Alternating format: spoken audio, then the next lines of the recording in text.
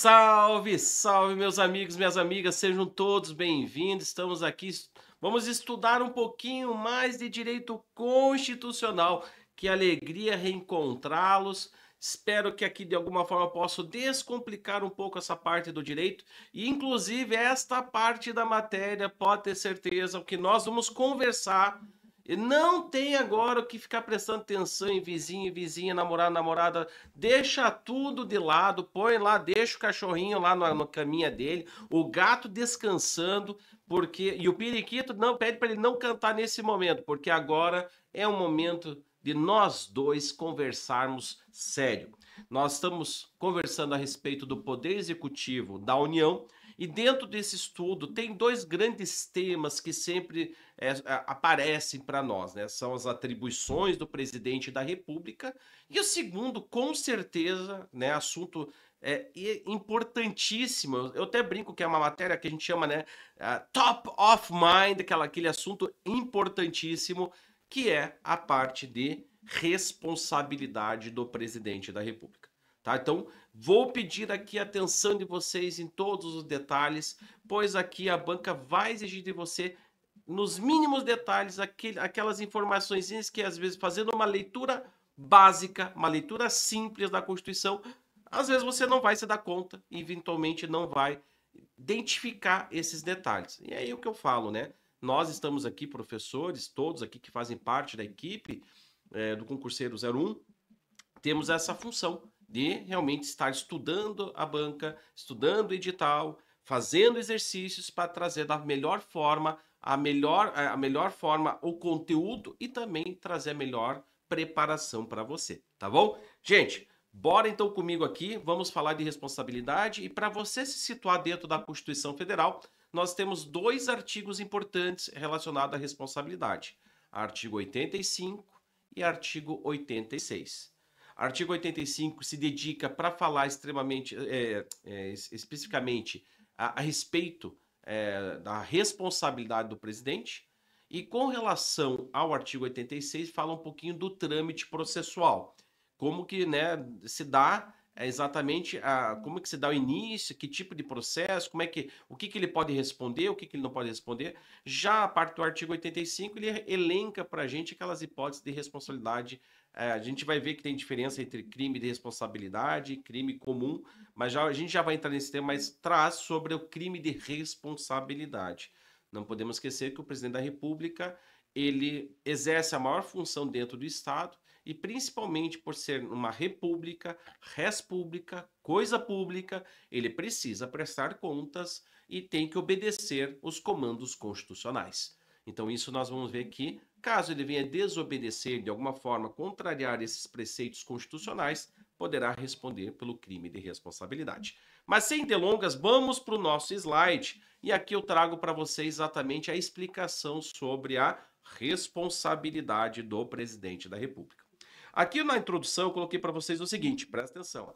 Presidente da República pode praticar ilicitudes que o levem a ser processado por crime comum ou por crime de responsabilidade. Professor, qual a diferença desses dois tipos de crimes?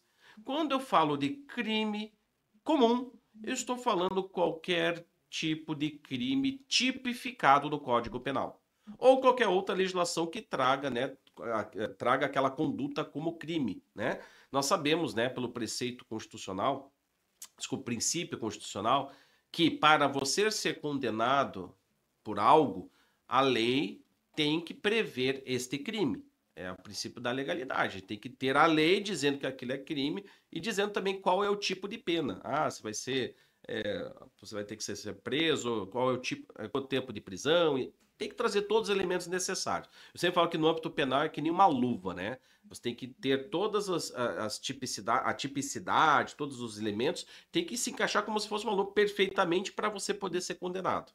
Então aqui o crime comum seria isso. Imagine o presidente da República cometendo um crime que esteja devidamente tipificado, que seja considerado um fato típico criminal, né?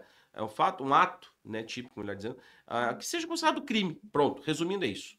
Já crime de responsabilidade é outra situação. são situações que ele acaba cometendo no exercício da profissão dele como presidente da República.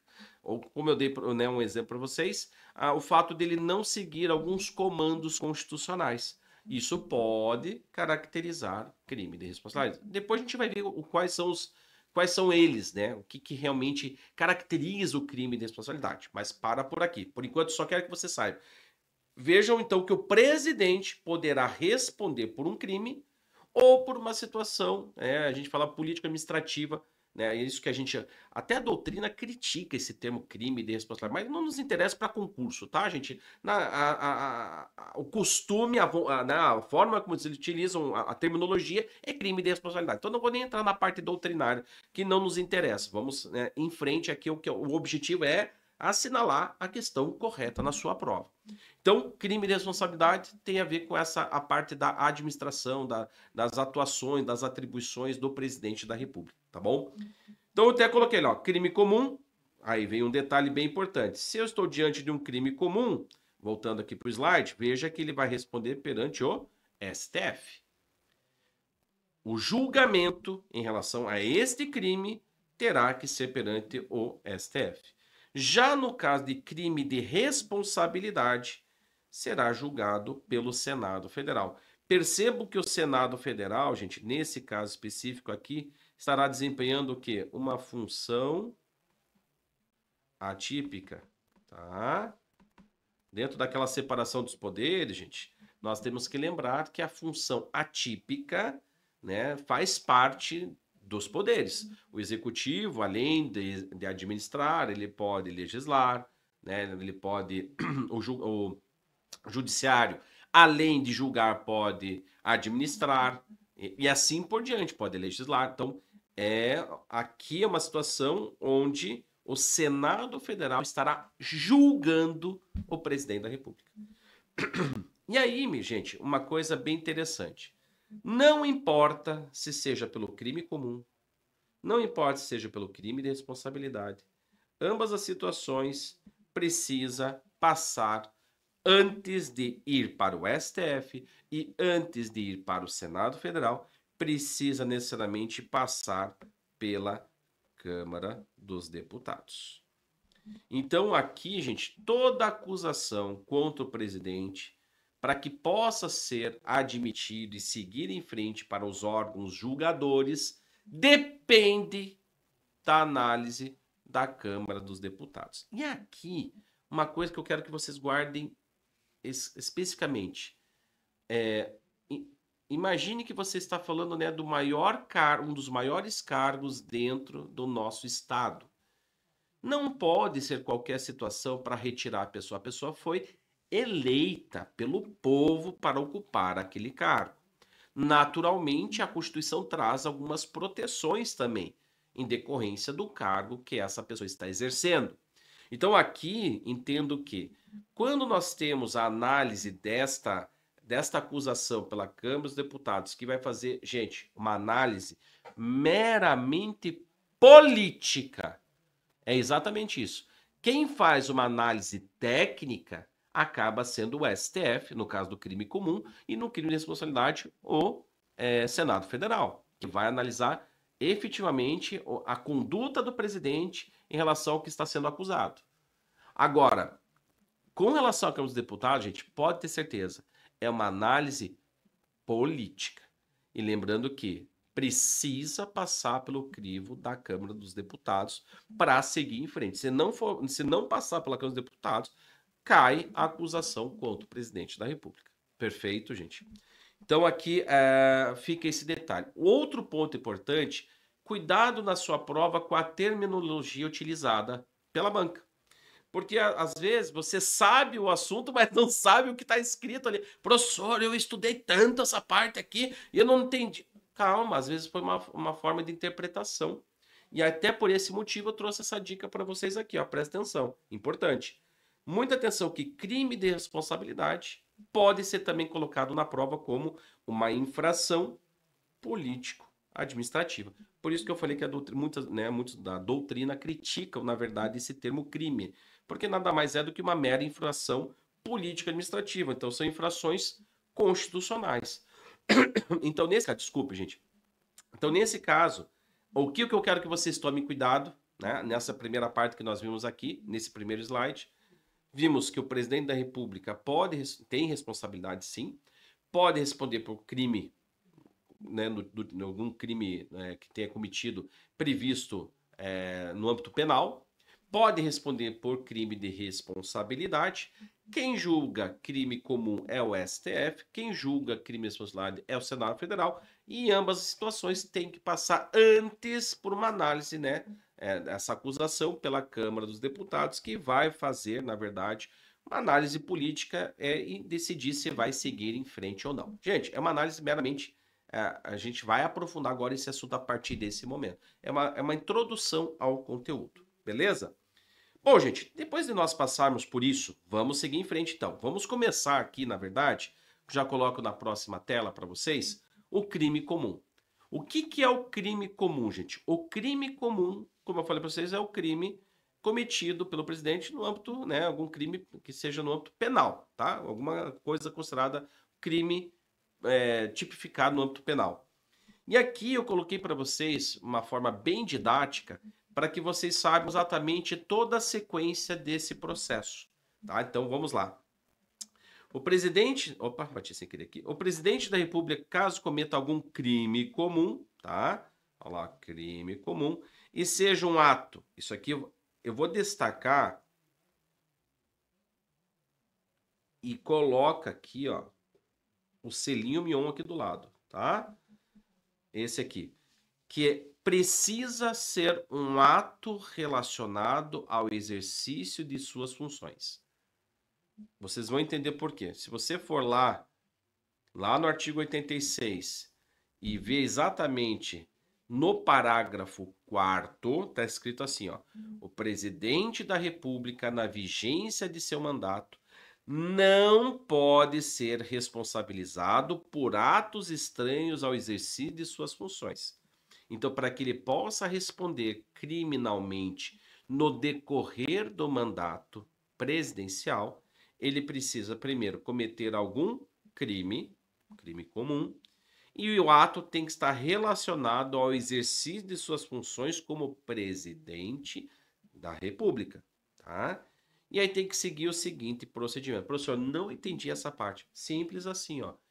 Se por acaso o presidente da República, por algum problema conjugal, por exemplo, com a sua esposa, descobriu uma traição, por exemplo, vai lá e mata a esposa por uma questão passional, a pergunta que eu faço a você: esse crime decorreu do exercício do cargo dele como presidente?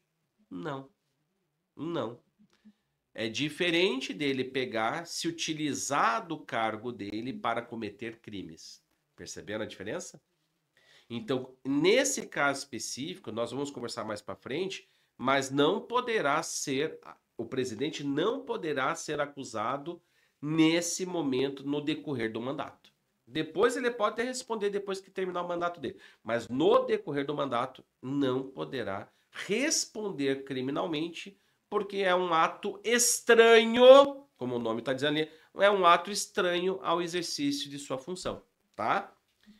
Eu vou explicar isso aqui com mais calma, mas só estou explicando agora que nós precisamos de 2 elementos para ele responder: ou ele ter cometido um crime, e segundo, que esteja relacionado ao cargo dele, tá? Daqui a pouco ele cometeu algum tipo de crime contra a administração pública, relacionado a licitações. Gente, tem várias formas, né? Dependendo, pode responder em várias circunstâncias isso, tá, gente? Então, é importante que seja um crime efetivamente penal, tá? Não pode ser um crime de responsabilidade. Beleza. Qual que é o trâmite processual? Vamos lá. O trâmite processual é bem simples. Primeiramente, olha lá, isso tudo está no artigo 86. Primeiro, cláusula de responsabilidade penal relativa, ou seja, que seja uma situação que que seja realmente possível de ele responder pelo crime. Acabamos de ver, um crime comum e um ato relacionado ao exercício de suas funções. Bom, o que é feito? É feita ali então a denúncia ou queixa-crime, dependendo do tipo de crime. Lembrando que a queixa-crime são aqueles crimes que dependem da movimentação daquela pessoa que foi lesada, né? Uma injúria, né, por exemplo. São crimes que a gente fala que depende da própria pessoa que sofreu a situação dar início ao processo criminal. Tá? Um exemplo, os claros aí, injúria, difamação, calúnia, são situações onde a pessoa faz a queixa-crime. A denúncia são aqueles crimes que tramitam, né, na ação penal incondicionada, né, em que nós teremos necessariamente ali um andamento feito, inclusive, né, muitas vezes ali por Ministério Público. Né? Então, o Ministério Público, que é o representante do povo que defendeu os interesses da sociedade, dá sequência à ação penal pública. Né? Então, isso é a denúncia. Então, nesse caso, denúncia e queixa-crime, uma vez, né, feita essa denúncia, essa queixa-crime, vai, num terceiro momento, passar pelo juízo de admissibilidade. Que juízo de admissibilidade? É passar pela Câmara dos Deputados. Depois disso, vai para o processo de julgamento. Tá? Depois do processo de julgamento, vai ter defesa escrita, o presidente tem direito à defesa. Aqui tem que ser observado o princípio do contraditório e ampla defesa. E depois, claro, passa pela apreciação pelo Pleno do STF sobre o recebimento da denúncia ou queixa-crime. Lembrando que essa apreciação não é porque passou, né, aqui, ó, não é que porque passou pelo juiz da admissibilidade, ou seja, passou ali pela Câmara dos Deputados, que naturalmente isso já será considerado, que terá que ser julgado pelo STF. Não, o STF vai receber, vai analisar e vai verificar se vai dar andamento ou não à ação. E aí por isso que ele fala que ele faz uma apreciação, se recebe ou não a denúncia ou queixa-crime, e se caso receber, ele vai lá e julga, podendo ocorrer a condenação e, consequentemente, a prisão do presidente da República. Óbvio que isso vai gerar alguns efeitos, alguns reflexos na condenação, em relação ao presidente, caso ele venha a ser condenado. Gente, aqui é só meramente o andamento. Então, voltando aqui para a gente, primeiro, verificar se tem alguma questão que impede a responsabilidade do presidente. Se não tiver, denúncia e queixa-crime, faz o juízo da admissibilidade, processo de julgamento, depois disso apresenta a defesa, apreciação pelo STF, ele vai verificar se recebe ou não a denúncia ou queixa-crime, se recebeu, vai julgar, podendo condenar e ter a prisão do presidente, e vai determinar, vai dizer quais são os efeitos desta condenação em relação ao presidente da República. Gente, eu trouxe aqui uma sequência para você memorizar o andamento, tá?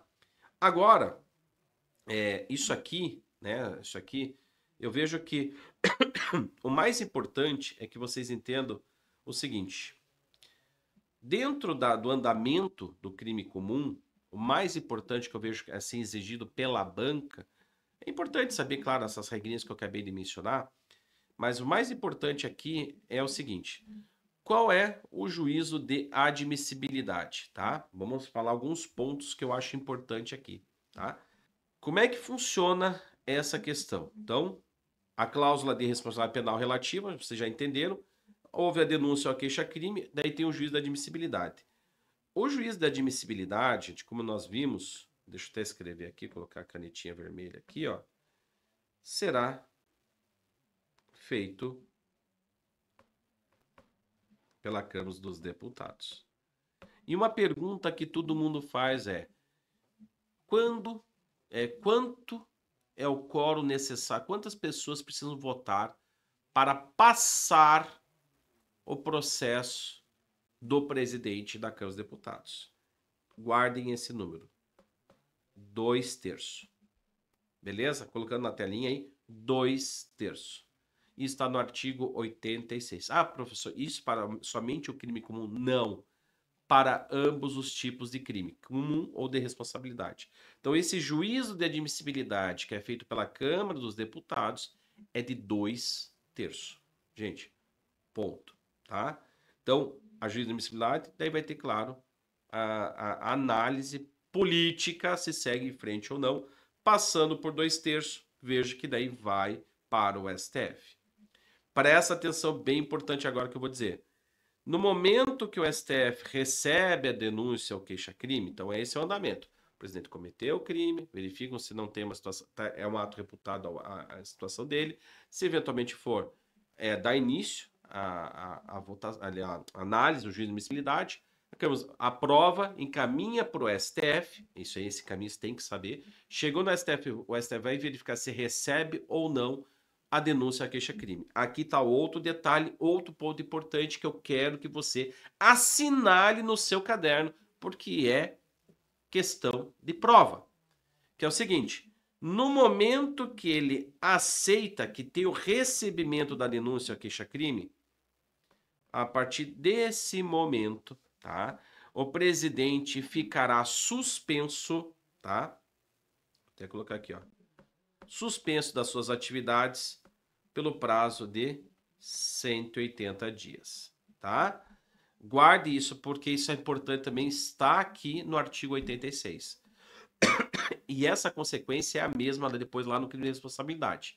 Então está escrito ali, ó, o presidente ficará suspenso de suas funções nas infrações penais comuns se recebida a denúncia ou queixa-crime pelo STF. Então, se houve o recebimento da denúncia ou queixa-crime aqui, quando ele fala isso, esse recebimento ele está falando do STF, tá, gente? Tem que estar bem claro isso. Nesse momento, começa esse distanciamento do presidente do cargo pelo prazo de 180 dias.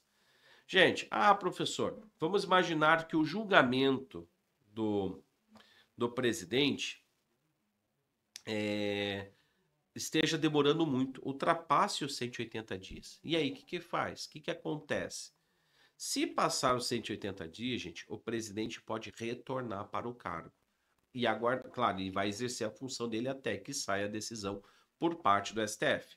E aí, nesse caso, podemos ter ali, como eu falei, a condenação e inclusive a própria prisão, tá? Beleza? Mas aqui uma coisa importante. A prisão do presidente da República precisa ter o que nós chamamos o quê? O trânsito em julgado. Trânsito em julgado. Por que eu estou falando isso que é importante que tenha o trânsito em julgado?